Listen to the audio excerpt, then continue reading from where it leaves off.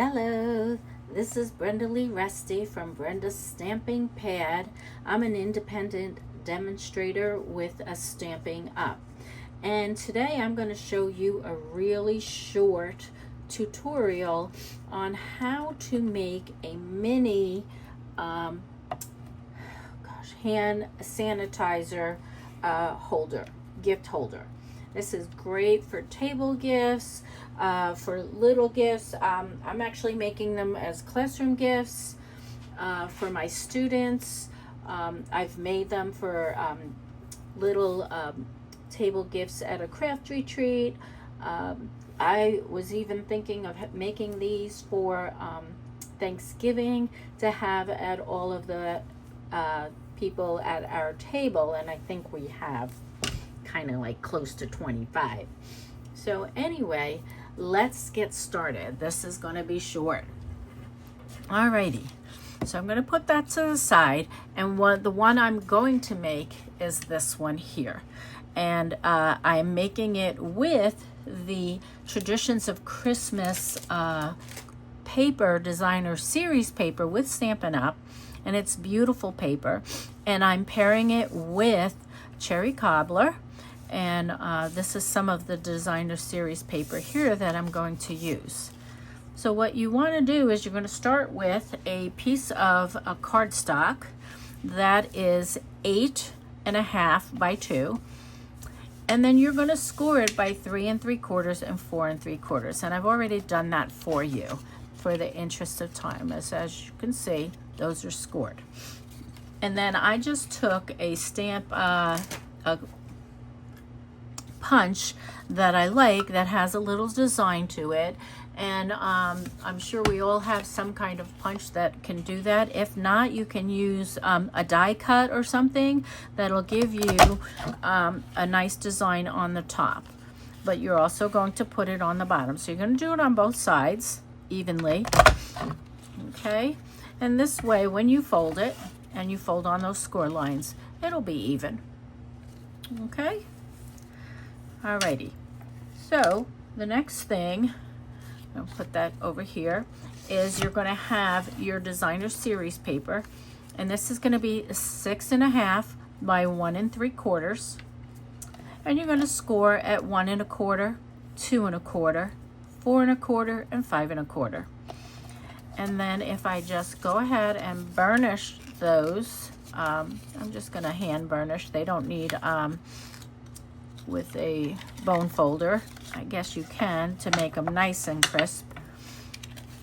All right, and then what you really want to do is you want to have your mini hand sanitizer handy, because you can use that to make your paper stick better.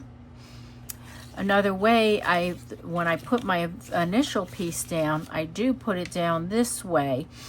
However, you want to make sure there are two score lines, and you want to make sure that you are going above that second line and not below it, seeing a score line. Ask me how I know. Okay, so I'm just going to take, and you can use glue, you can use tear and tape, you can use stamp and seal. Whatever is your pleasure here. I'm going to go ahead and put that on. I'm going to center it about 1/4 inch up over that top score line. So I'm put that on there. I then going to put my gingerbread bakery mini sanitizer holder, hand sanitizer. I cannot say that today. And then again, about 1/4 inch up. Now I'm going to just put some glue down to hold it.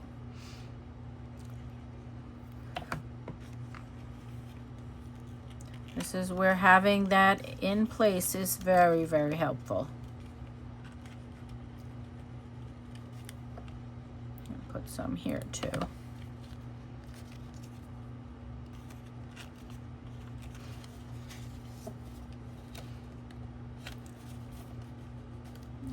Okay, so while the glue is setting, And it does set pretty quickly.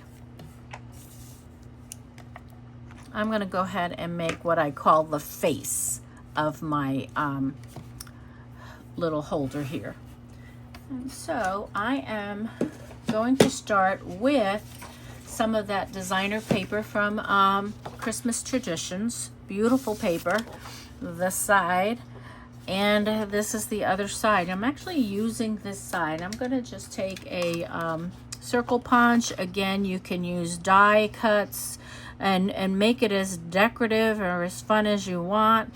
The fact that I have to make 24, 34 of these, I'm trying for the easier thing.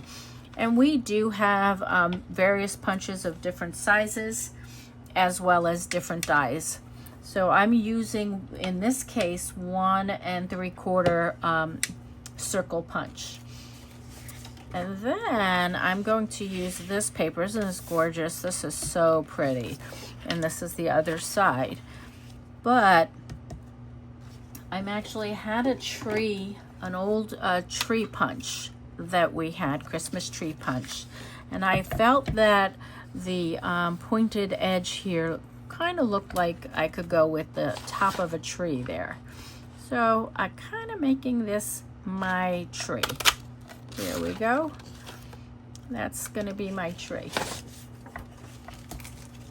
So there, easy peasy. So I'm gonna go and just glue my tree on here. Or you can pop it up if you want. And then I am going to pop this up with Stampin' Dimensionals, even though that side is very pretty as well. I'll put these Stampin' Dimensionals on here. And I'm just gonna pop that onto my front. And I came across some, and this is, hey guys, use your stuff. I mean, I love our current product, I really do. And as you can see, I'm kind of using a mix match of our current and some old product that we have. But that's why we have it, right? To use it. If we're not using it, what fun, just storing it up? No, let's use it. So I have these little stars from some, but I think we used it like back in some 4th of July kind of stuff. So excuse me, I do have a little bit of a cold, so I apologize. Kind of feel nasally. I'm maybe even sniffling. So I put a little bit of a gold star up there to kind of my tree topper, if you will. And then I'm using some of the crinkled seam binding ribbon in white. And all I did was go put that through there like that. Get my scissors and cut. And I made a little bow. Now you can do your ribbon in various ways. As you can see there, I did the ribbon differently there. I am going to just tie a bow here.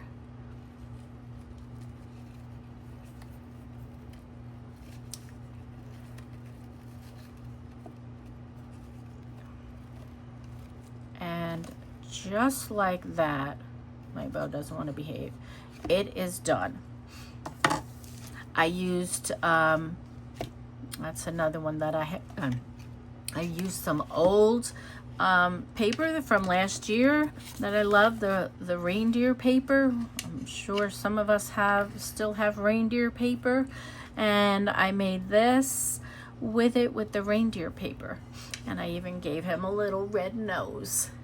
So anyway, and this is probably the case, if you're going to make these, and you're not going to make just one, right? So there is a way to, cut your paper, a larger piece of paper, and make it quicker for you. Taking the 8.5 side you're going to have an 8.5 by 11, and you're going to score at the 3 3/4 and 4 3/4, and then you're going to just cut every 2 inches, and it'll give you several pieces. Just the same, you're going to have 6.5 by 12 inch side, and you're going to make those score lines and cut every 1 3/4 inches. I do have this tutorial available. If you have not, if I do not have your email address, if you want to just message or email me your email address, I'd be happy to send you a free tutorial. Again, I'm Brenda Lee Resty, and my email is blresty@gmail.com. So please go ahead and send me an email, and I'm happy to send you this tutorial. Oh my goodness, I forgot something on my my front here. It's not just the tree. I wanted to add a sentiment. So to add a sentiment, duh, Brenda. So I used a little cheer. This is a stamping set that we have this this season, and it has this little Merry Christmas, or you can use Happy Christmas, whatever you want to put on your little sentiment. And I'm going to take this piece. Let me see, will this work? Yeah, I think this will be. This will be okay. So going with the cherry cobbler, I have the Merry Christmas. I can't believe I forgot the sentiment. See, that's what I get for not being live when someone can remind me, hey, aren't you going to do this or that? So I'm using this cool 3-banner punch that we have. I don't know if you can see sometimes with the lights. It looks, I think you can see it better that way.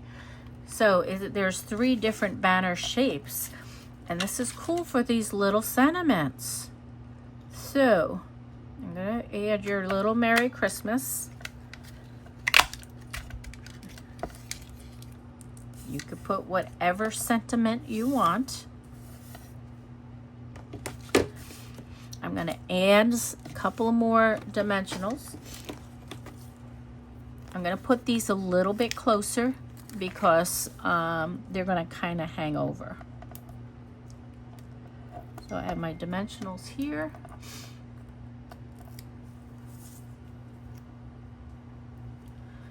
I'm going to just put it across there like that. And there we go. I have a sentiment. Can't believe I forgot that. Silly me. Okay, so there you have it. I hope you enjoyed my simple mini hand sanitizer treat holder or holder. I bet you could even do it as a treat holder. I bet you don't have to use a mini hand sanitizer. I bet you can put some treats like mini Kit Kats or something in there. So hopefully you will like this and enjoy it, and send me your email for the tutorial. And I hope you all have a great rest of your day. Thank you. Bye-bye.